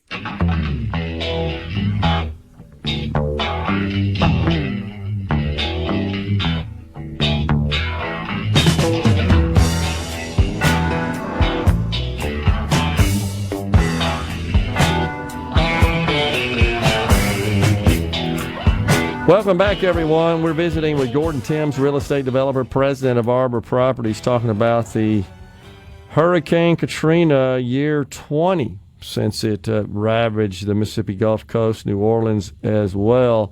You know, what I remember, Gordon, is of course, with live television, even in 2005, being able to track this thing and immediately present satellite photos, just seeing that thing sitting out there so massive. I mean, just consumed the entire Gulf. And it's just kind of surreal to think, you just know it's a matter of a little bit of time before this thing moves north. And, man, it sure did. And what a powerful storm it was. But the good news is that we want to focus on is coast has been built back better, bigger, I think more prosperous than ever before, and you're taking advantage of that with this new real estate development.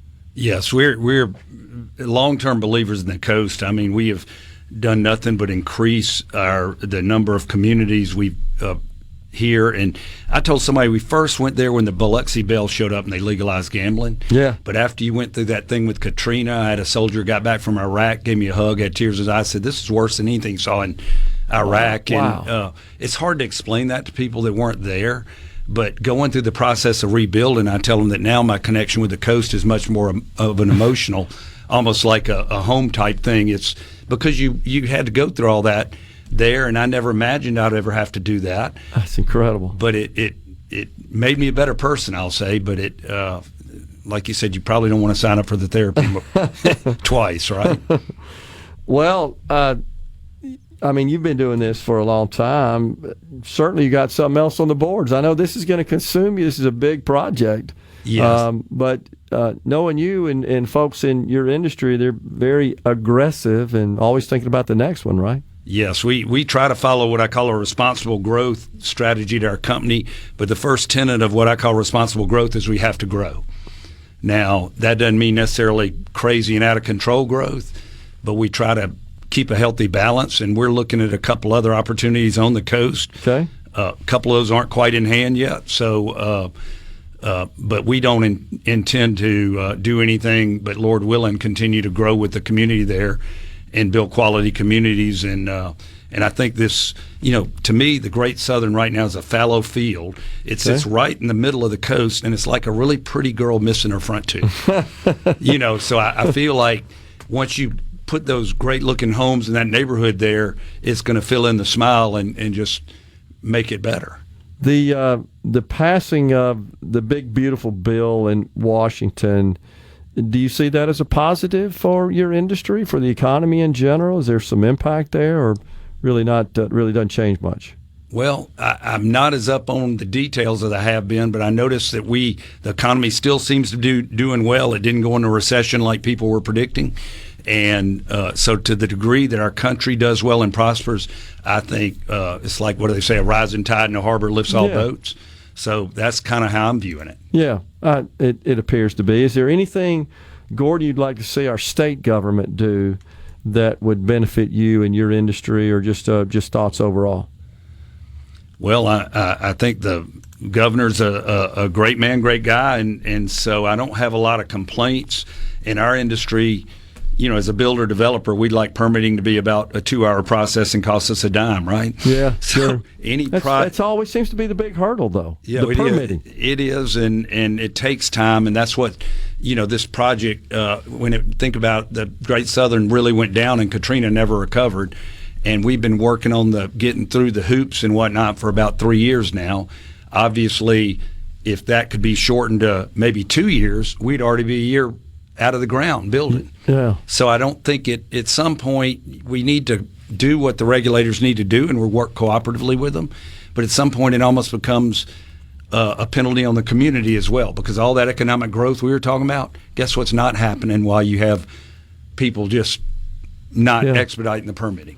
Well, and even though we certainly have our challenges here in Mississippi, it's my understanding is it's more streamlined and more favorable than many other states. I don't know how much experience you have in the other states, but it can be worse in the other states. I would agree with you as much as it's like you'd always like to make it a little better and a little quicker, but compared to some other communities who have worked through, and I don't want to name them because it sounds like I'm slamming them, but yes, it's very streamlined, and our people actually love to come work in Mississippi because one of our sayings is arbor where the living's easy, but compared to operating in a heavily regulated environment to a lighter one, we would say the living's pretty easy in Mississippi as well. Well, I think just witnessing what's going on in California, right, with trying to rebuild the Malibu area and all that the fire took out, it just seems like they're running in all kinds of roadblocks with the permitting process. No, I think so. My father told me when I was a young man, don't get so open-minded that you look down and you see your brain rolling down the sidewalk.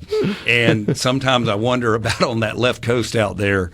I know they all have purposes, and I didn't come here to have a political discussion of that, but yes, I think that at a time you need to rebuild, you ought to be finding ways to try to help people to rebuild. Yeah.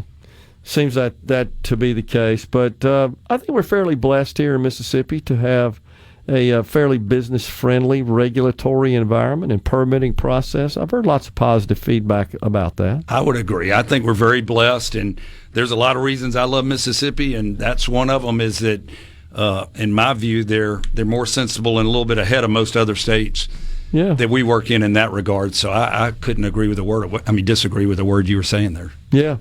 So overall, our state, our economy seems to be doing well, and I got to think that you wouldn't have made this investment if you didn't feel confident that there are going to be consumers, buyers out there, customers out there to buy these properties that have the means to do so. No, I do feel like that you've got all along the Gulf Coast, there's a continual migration of people seeking a little better quality of life, better weather.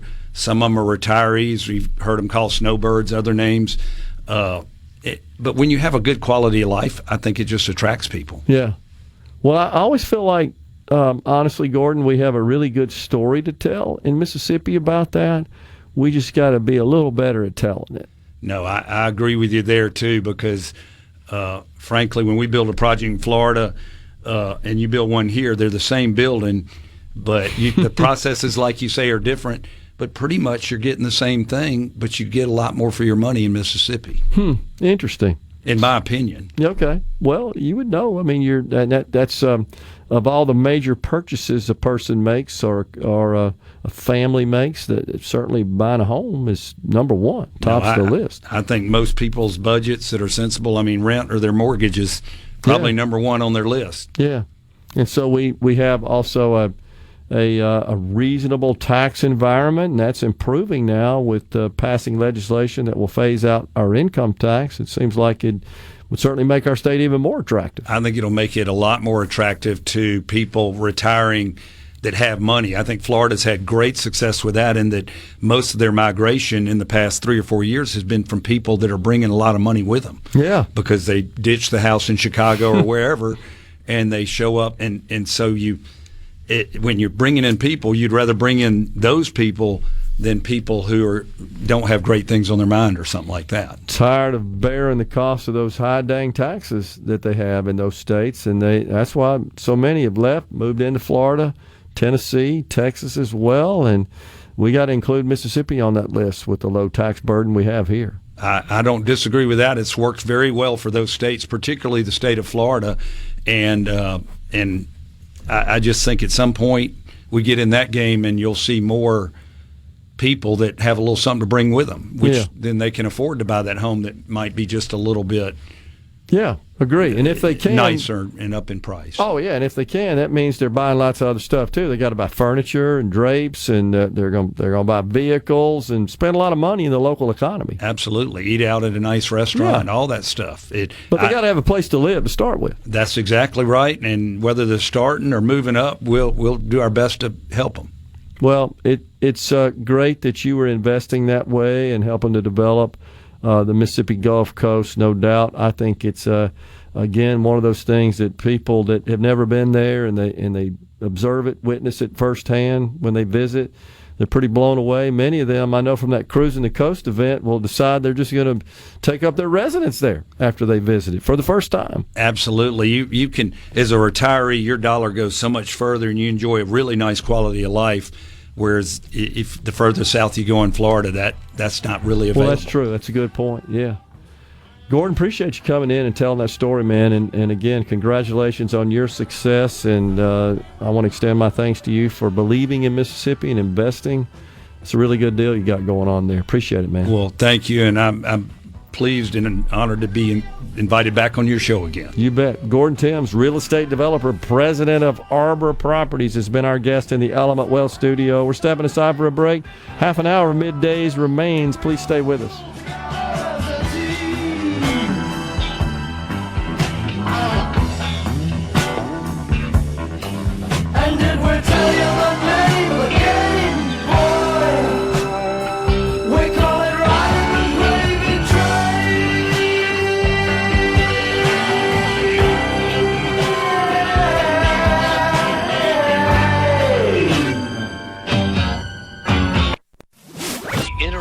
program. Gerard Gibert. Here we go. This is huge. Huge news. Huge news. Huge. You need to listen to this. Middays with Gerard. SuperTalk Mississippi.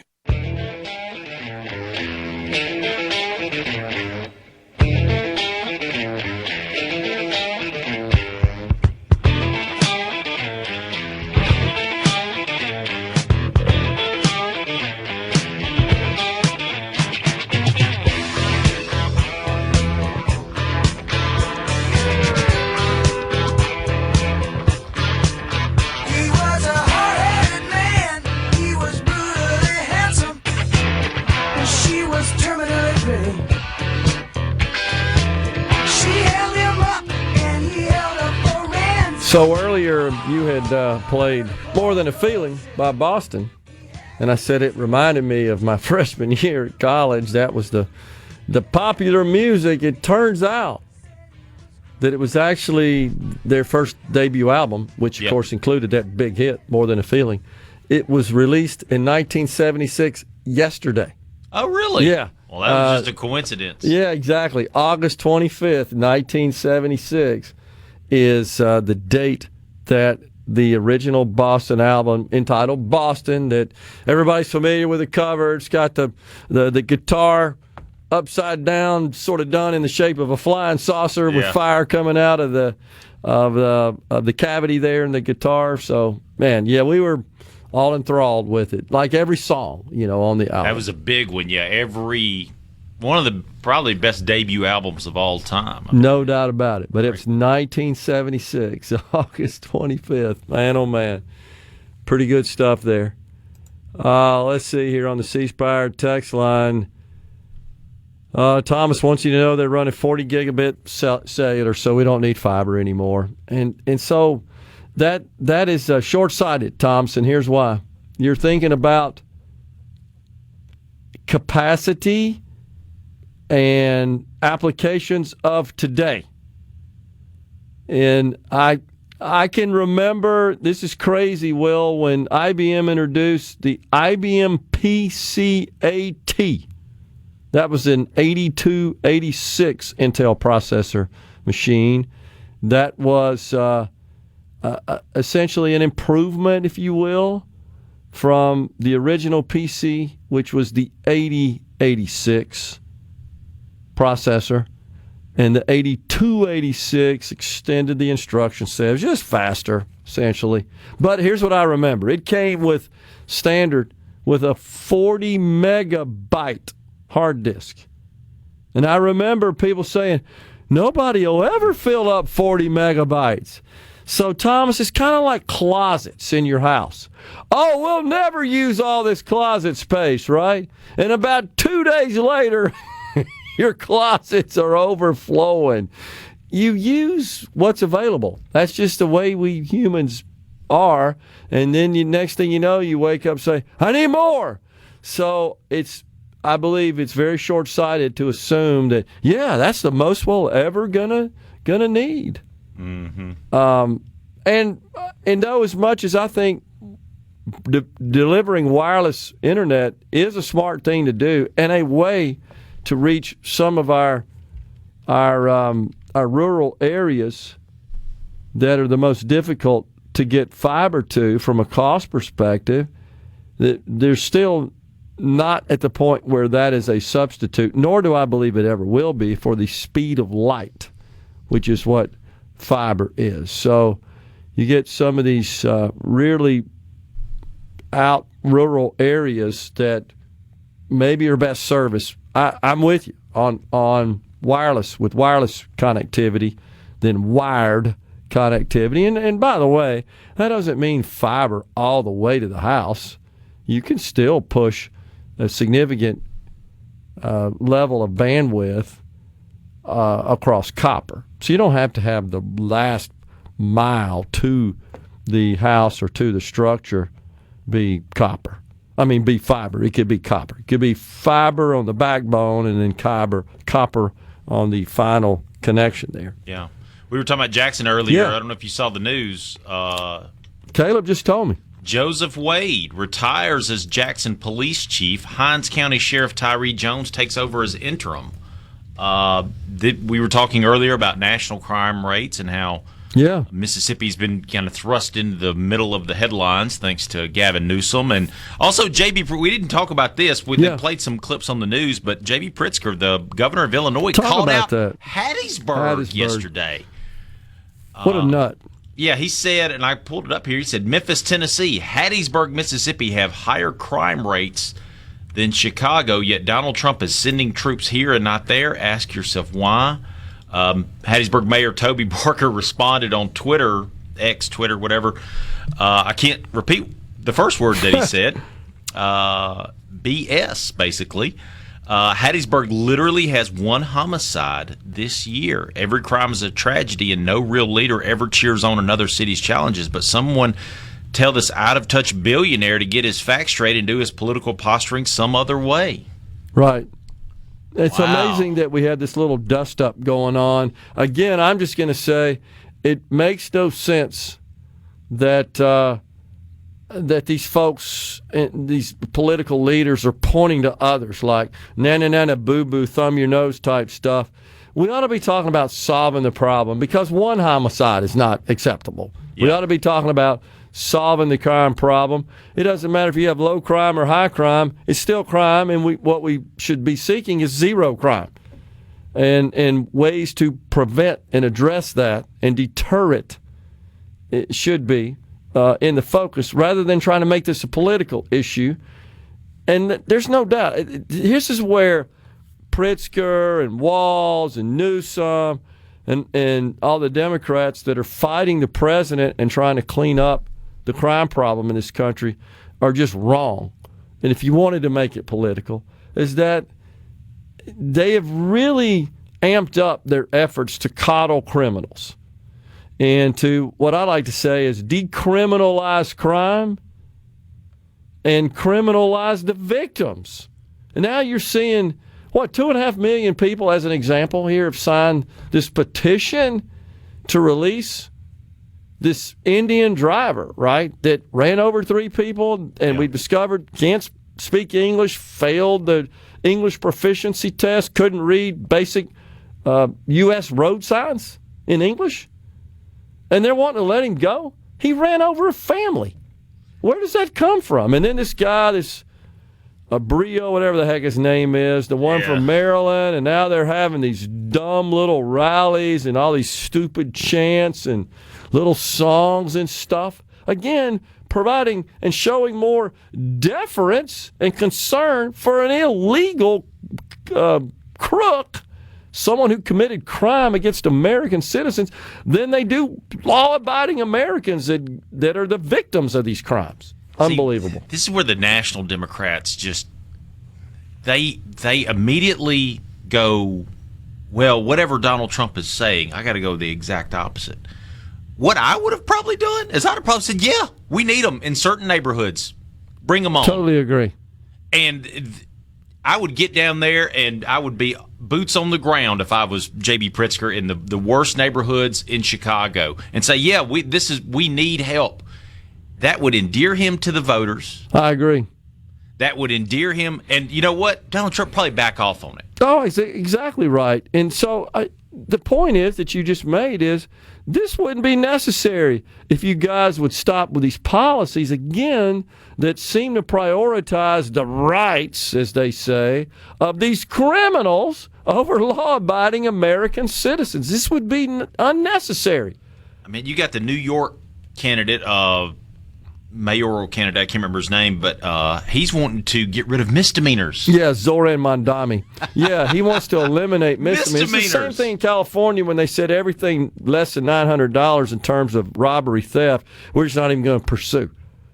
So again, they've gone out of their way to decriminalize crime. And you know why, don't you?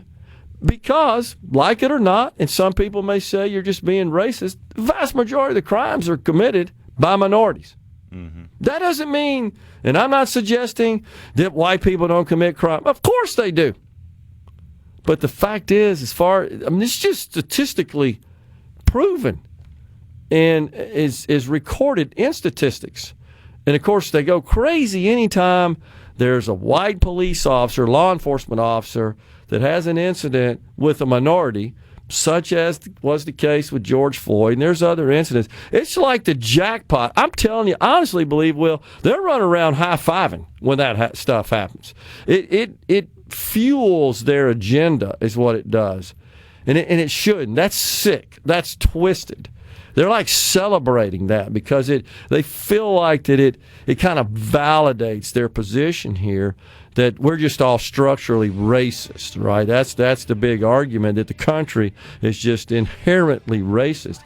And that's just not the case. The case is there's a problem. And most of the crime is being committed by the minorities in this country. If you look at the percentage they are of the population relative to the percentage of the crime they commit, and all they're trying to do is decriminalize it to just kind of alter those statistics so that it doesn't look like that.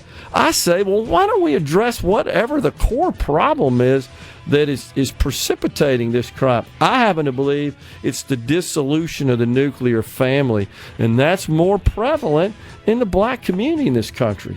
So let's address that. What happened to that? That's the root cause here.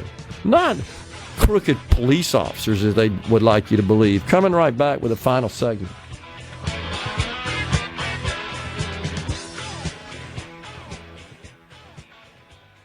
Hey, this is Bob, and if you're Gerard Gibert, going beyond the headlines, breaking down the stories that matter to Mississippi. Middays with Gerard on SuperTalk Mississippi.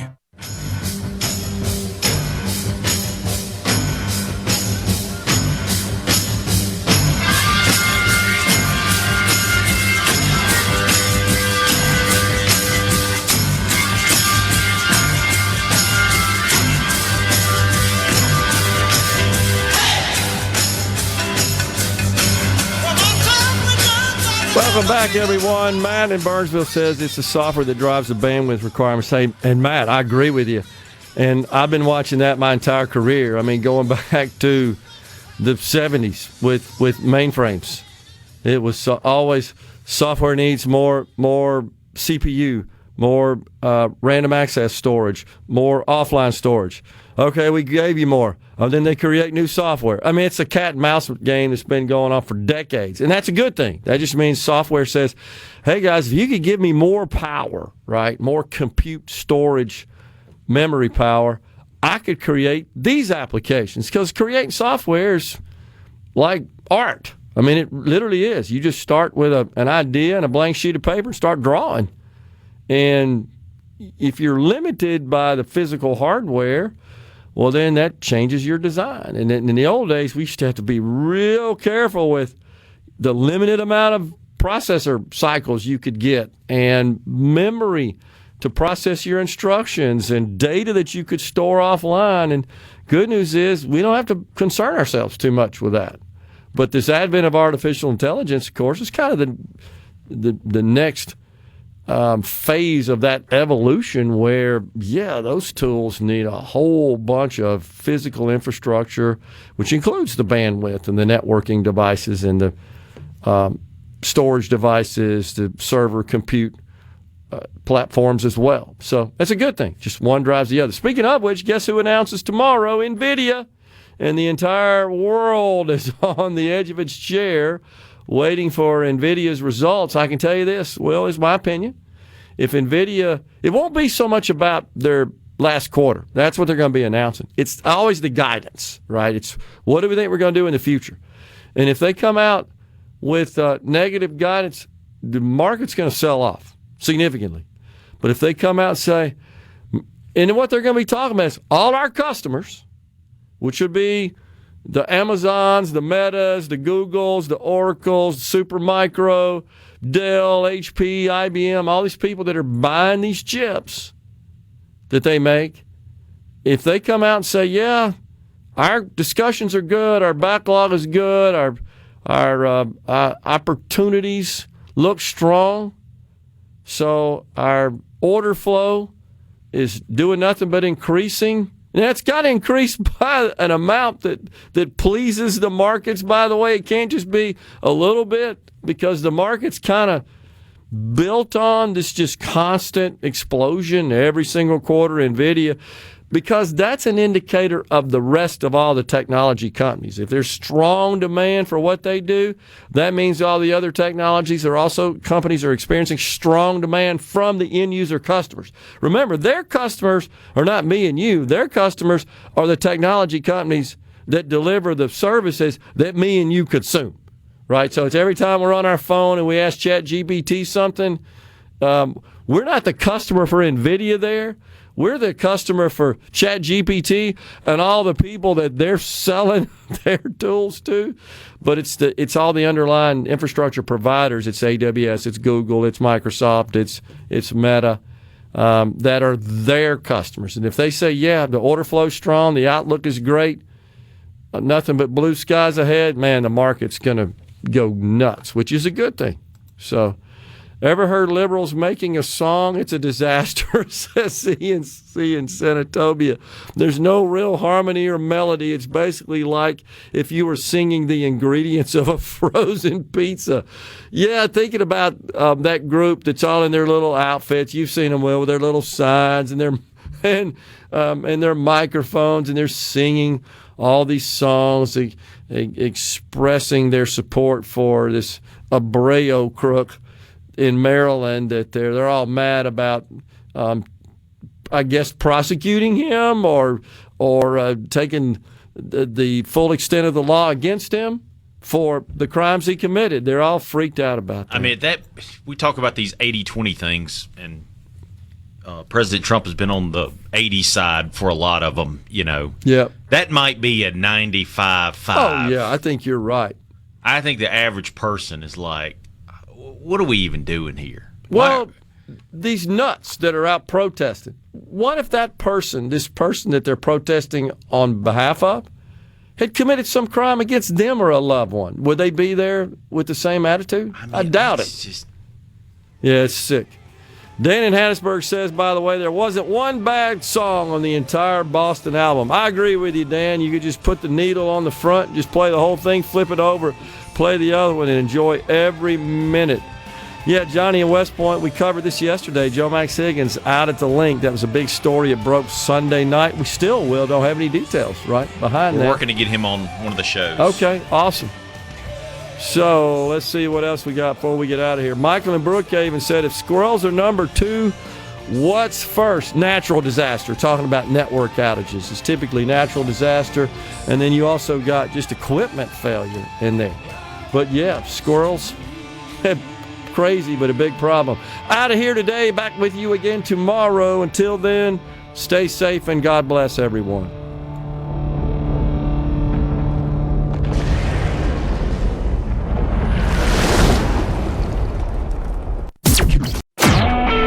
A SuperTalk Mississippi Media production.